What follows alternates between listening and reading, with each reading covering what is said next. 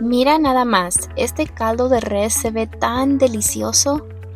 This is one of my favorite dishes that just feels like home. It's warm, comforting, and full of flavor.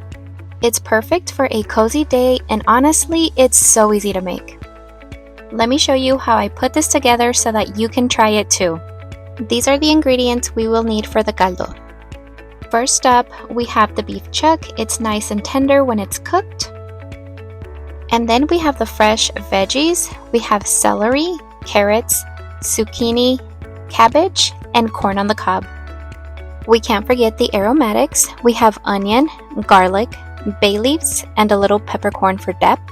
To tie it all together, we're going to add chicken bouillon, salt, and the water, of course. Very simple ingredients, but when they come together, they are so delicious. So let's get started. Now it's time to sear the beef. Make sure you preheat your skillet over a medium-high heat and add a little oil once it's hot. Make sure that the beef is cut into large cubes. This will make it easier to sear the meat on all sides, and it will also help to cook faster. Carefully place the beef cubes in a single layer, no overcrowding. Sear each side for about 2 to 3 minutes until it's beautifully browned.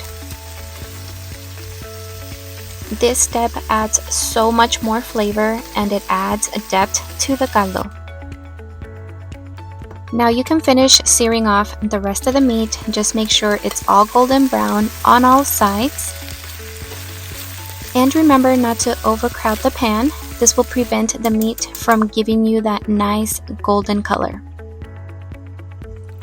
Once all of the pieces are seared, transfer them to a pot with water, and this is where they will simmer to get nice and tender. This step takes a little bit of extra time, but trust me, it is so worth it. It is going to give your caldo such a good flavor. Turn on the burner to medium heat, and now it's time to start building the base of the caldo.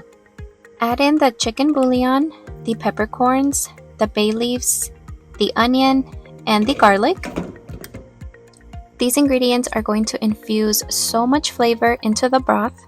After about an hour, the broth is starting to come together. The beef is on its way to being tender. Ahora es el momento de agregar las primeras verduras. Add the celery and the carrots to the pot.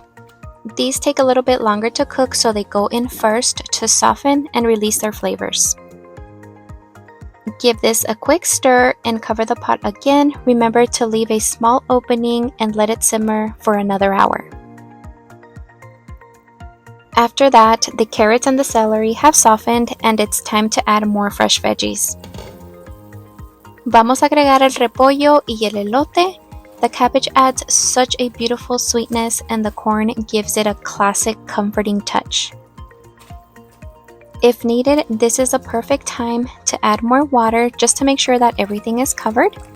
But remember that if you add more water, adjust the seasoning with a little bit more salt or chicken bouillon so that you have all of that rich flavor.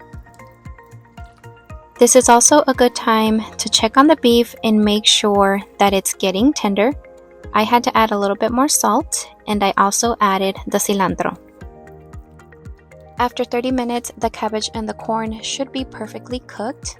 Ahora vamos a terminar nuestro caldo con los últimos ingredientes. Add in the zucchini, and this usually goes in last because it cooks very quickly and we want to keep it nice and tender. Cover the pot one last time and let it simmer for 10 to 15 minutes or just until the zucchini is soft. Once that's done, the caldo is ready to serve. Miren nada más, qué delicia.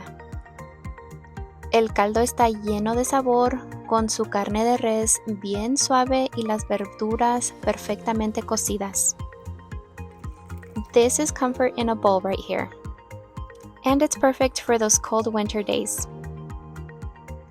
This is a meal that your whole family will love, and not to mention, it is a little bit healthy. Serve the caldo with some Mexican rice, homemade warm tortillas, and a squeeze of lime. Listo para disfrutar. This is perfect for any day you need a comforting, healthy meal. I will leave all of the ingredients down in the description. If you enjoyed this recipe and want more delicious dishes like this, don't forget to like and subscribe to my channel. Nos vemos en el próximo video para más sabores de mi alma.